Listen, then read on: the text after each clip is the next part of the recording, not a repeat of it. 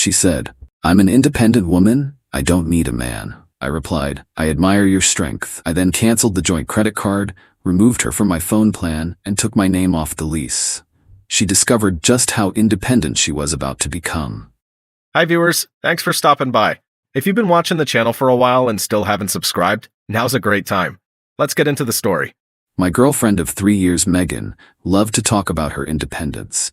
It was the cornerstone of her personality, the central theme of her social media presence, the rallying cry she brought up in any and every conversation. She was, in her own words, a strong, independent woman who doesn't need a man. And for a long time I thought I admired that about her. I see now that I wasn't admiring her strength, I was just funding it. We lived in a great apartment downtown with a view of the city. We went out to nice dinners, took weekend trips, and lived a very comfortable life. The architecture of that life, however, was built on a foundation I had provided. I'm a project manager for a large tech firm. I make a very good living. Megan was a freelance graphic designer, a career that was, to put it charitably, inconsistent. Some months she did well, other months she made next to nothing. I never had a problem with that. I believed we were a team, so I put her on my phone plan, the one with unlimited everything that my company subsidizes. I added her as an authorized user to my primary credit card, the one with the high limit and the great travel rewards. And when we moved into our apartment, we both signed the lease, a joint agreement, but the security deposit and the first month's rent came directly from my savings. I paid the lion's share of the rent every month, about 80%, and she would chip in her 20% when she had a good month. I handled all the utilities. I didn't see this as her being dependent. I saw it as me supporting my partner's dream. I was providing the stable base from which she could launch her freelance career. My mistake was not realizing that she saw my support not as a partnership, but as an entitlement, a service she was owed. Her independence was a performance. She would post online about being a girl boss and a self-made woman, often from a cafe where she was paying for a $5 latte with the joint credit card I paid the bill for. She would talk to her friends about the importance of female financial empowerment, all while using the unlimited data on the phone plan I provided. The hypocrisy was a low, constant hum in the background of our life, but I ignored it. I loved her. But the hum grew louder over the last 6 months. She became more demanding, more critical. My support was no longer enough, it was expected. And any suggestion that we were a team with shared responsibilities was met with a strange, defensive anger. The breaking point, the moment the entire flimsy structure of our relationship came crashing down, happened last Tuesday. It wasn't a dramatic fight. It was a simple, quiet conversation about finances. I had just received a large bonus from work. I was excited. I told her I wanted to put the entire amount into a high-yield savings account, a fund for a future down payment on a house. She looked at me, a flicker of annoyance in her eyes. "A house," she said. "That's so boring. I was thinking we could finally take that trip to Greece this summer." I tried to be reasonable. "We can, Megan," I said. "But this bonus is a huge opportunity for our future. If we just save it, we'll be in a much better position in a year or two." "Our future?" she said, and the way she said the word "our" made it sound like a dirty word. "I have my own future to think about, Mark. I'm not just an extension of you." I was confused. "I know that. This is for both of us. It's a team goal." And that's when she stood up and delivered the speech, the one that had been brewing under the surface for months. "No, you don't get it," she said, her voice full of a kind of righteous, rehearsed passion. "I am an independent woman. I don't need a man to save for a house for me. My success is not tied to your bank account. I don't need you. I don't need anyone."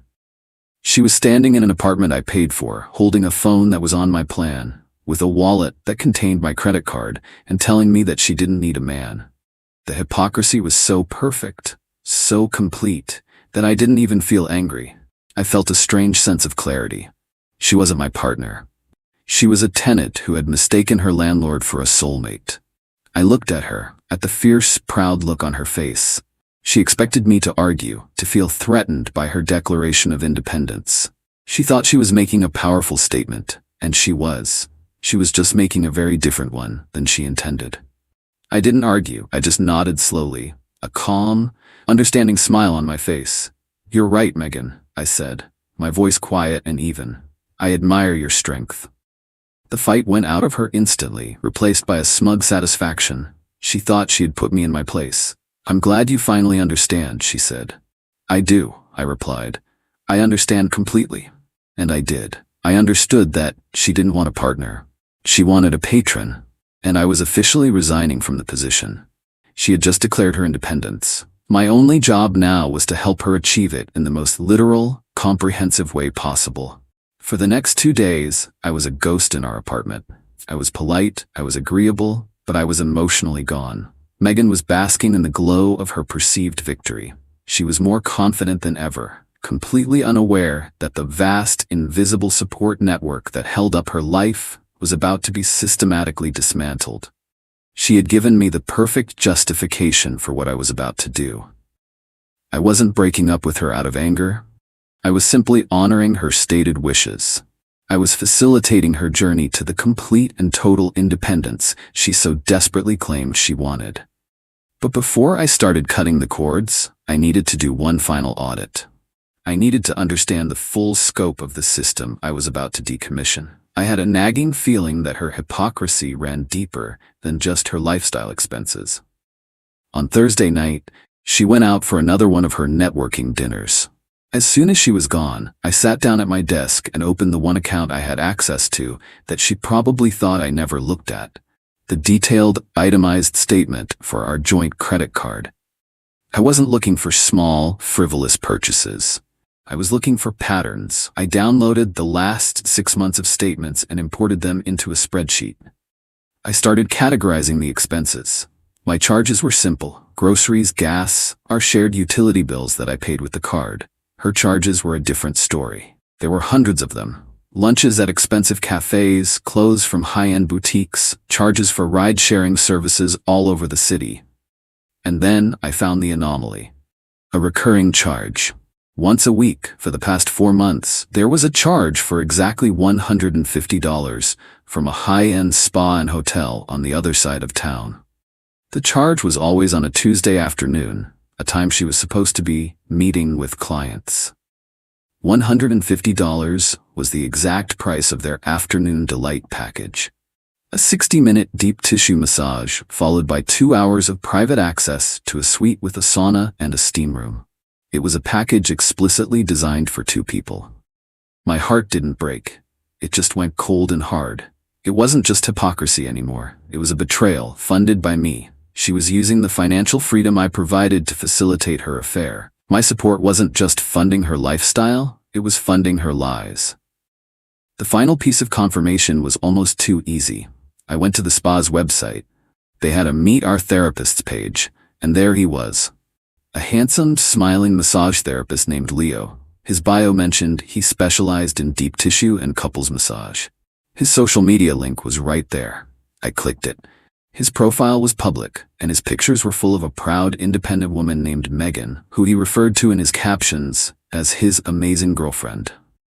There were pictures of them on dates, at parties, on a weekend trip to a winery I had paid for with the card's travel points. I spent the next hour documenting everything. I took screenshots of the credit card statements, highlighting the recurring spa charges. I took screenshots of Leo's social media profile, of the pictures of them together, of the loving captions. I saved everything to a secure folder. The audit was complete. The numbers didn't lie. She wasn't just an independent woman who didn't need a man. She was a woman who needed one man to pay for her life, while she was sleeping with another. I closed my laptop. The time for analysis was over. The time for action had begun. The next morning, Friday, was the beginning of Megan's new independent life. She just didn't know it yet. She left for work, giving me a quick, condescending kiss on the cheek, completely oblivious.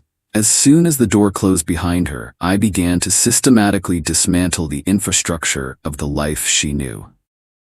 I thought of it as a 3-phase decommissioning process.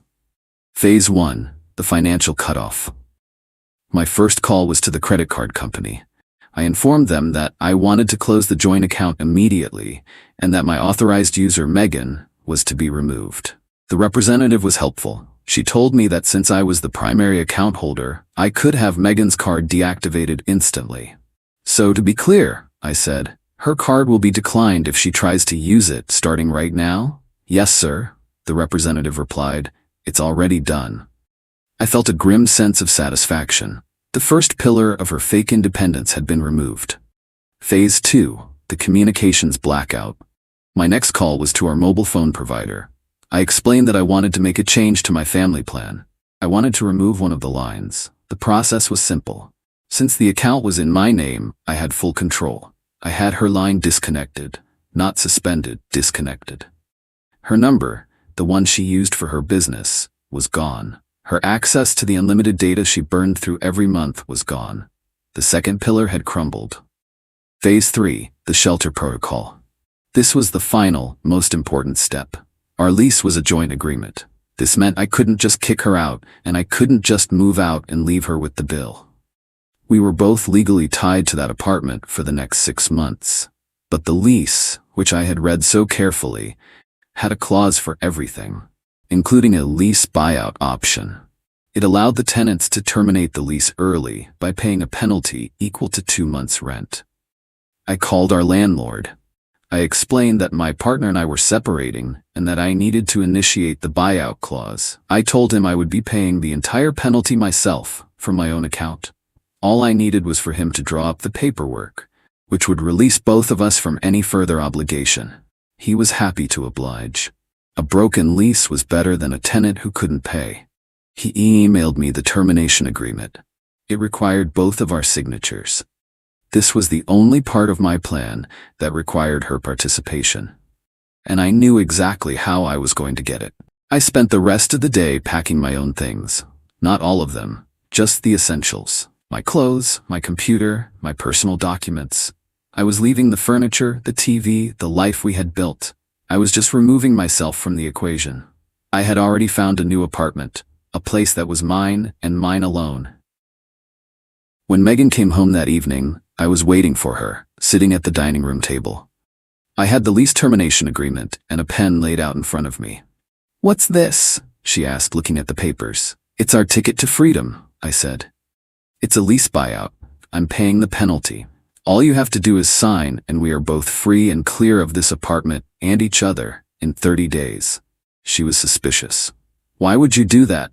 You're just letting me off the hook?" "No," I said. "I'm honoring your independence. You said you don't need a man, you don't need me. So, you don't need this apartment that I pay for. This is me, helping you on your journey. Sign it, and you can be truly, completely independent." She was so blinded by her own narrative, so convinced of her own strength, that she saw this as a victory. She saw it as me, the weak, heartbroken man, paying a fortune just to get away from her. She thought she was winning. She signed the document with a flourish. I countersigned it, took a picture of the signed agreement, and emailed it to our landlord. It was done. The final pillar had been removed. "There," I said, standing up, "you're free." I walked into the bedroom, picked up my already packed suitcase, and walked to the front door. "Where are you going?" she asked, a flicker of panic in her eyes for the first time. "I'm just giving you the space you need to be the strong, independent woman you are," I said. I walked out the door and didn't look back. The consequences of her independence did not hit all at once. They arrived in a series of small cascading failures, a slow-motion demolition of the life she took for granted. I pieced the story together from a series of increasingly frantic voicemails she left me before I finally blocked her number. Failure 1. The credit card. This happened the very next day. She was out for a celebratory brunch with her friends, no doubt telling them how she had finally gotten rid of her needy, controlling boyfriend. She went to pay the $80 bill for avocado toast and mimosas. The card was declined. She tried it again. Declined. The public humiliation of having to ask her friends to cover the bill was, I'm told, exquisite. Her first voicemail to me was a confused, angry demand to know why I had messed with her card. Failure 2. The phone. This happened 2 days later. She was in the middle of an important call with a potential graphic design client. The line went dead. She tried to call back. No service. She tried to use her data. No service. Her phone? Her primary tool for her business and her social life was a useless brick. Her second voicemail was a shriek of pure, unfiltered rage. She accused me of trying to ruin her career. Failure 3, the lease. This was the big one. A week after I left, she received a formal certified letter from our landlord. It was a 30-day notice to vacate the premises, as per the termination agreement she had willingly signed. The letter also included a bill for the full amount of the next month's rent, explaining that since I had already moved out, she was solely responsible for the final payment. This is when the true panic set in. The apartment she thought she had won was being taken away. The life she thought was hers was being liquidated. Her third voicemail was a sobbing, pleading mess. She begged me to come back, to fix it. She said she had made a terrible mistake, but it was too late. The decommissioning was complete. The systems had been shut down. It has been 3 months since I walked out that door. I am settled in my new apartment. It's smaller, but it's all mine. The silence is peaceful. The final act of this drama was a letter I received from a lawyer. Megan had actually tried to sue me. She claimed I had tricked her into signing the lease termination and that I owed her financial support. My lawyer responded with a single comprehensive package of evidence. It included the highlighted credit card statements showing the spa visits, the screenshots of her and her lover from his social media, and a signed affidavit from me detailing her declaration of independence. Her lawyer dropped the case the next day. The last I heard, Megan had to move back in with her parents. Her freelance business, without the constant support of my financial infrastructure, had crumbled. Her affair with the massage therapist ended as soon as she was no longer able to pay for their weekly sessions. She was left with nothing but her independence, a cold, lonely, and very expensive independence. She had used the language of empowerment as a shield for her own hypocrisy. She sneered at the idea of partnership while reaping all of its benefits. She wanted the freedom of being single with the financial security of being in a relationship. She wanted to have her cake and have me pay for it too. I didn't punish her. I didn't seek revenge. I simply listened to her. She said she was a strong, independent woman who didn't need a man. I admired her strength. And then I did the most supportive thing I could have possibly done. I got out of her way and let her prove it.